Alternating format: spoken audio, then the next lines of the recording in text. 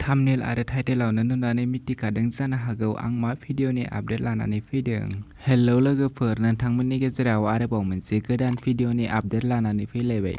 नैबे गोदान भिडिअनि फुल आपडेटखौ मिथिनो थाखाय बे भिडिअखौ जोबजासिम नाय, होनब्लासो मिथिगोन दि दिनैनि बे गोदान भिडिअखौ बबे चेनेलाव होदों।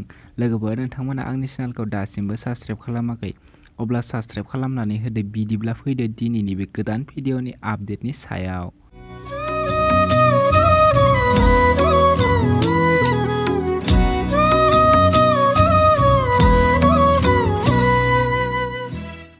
दिनैनि नैबे गोदान भिडिअनि आपडेटनि टाइटेलानो जादों होनबालाय लजिंआ बबाव जाखो। लोगोफोर, नोंथांमोना दासिमबो नैबे गोदान भिडिअखौ नायाखै, अब्ला बे भिडिअनि गेजेरजों नायनानै लानो हागोन। बे भिडिअनि कास्टिंफोरानो जादों बिग्राय ब्रह्म आरो पद्म ब्रह्म। बिथांमोना नैबे भिडिअखौ दासिमबो फुल आपल'ड खालामथ'वाखै। बिथांमोना नैबे भिडिअनि टिजारखौ आपल'ड खालामनानै होबाय। नोंथांमोना नायनो थाखाय बिथांमोननि इउटुब चेनेलाव थांनो नांगोन। नैबे भिडिअनि मेथाइखौ रोजाबदों बिग्राय ब्रह्म आरो बिना ब्रह्म।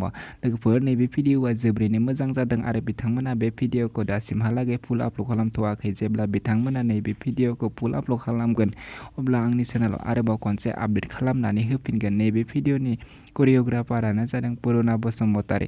लोगोफोर, नोंथांमोना बिथांमोननि नैबे टिजारखौ नायनो थाखाय बिथांमोननि एस.एन. खुंगुर प्रडाक्शन इउटुब चेनेलाव थांनो नांगोन। लोगोफोर, नोंथांमोना दासिम बिथांनि चेनेलखौ साबस्क्राइब खालामाखै, अब्ला बिथांमोननि चेनेलखौ साबस्क्राइब खालामनानै हैदो।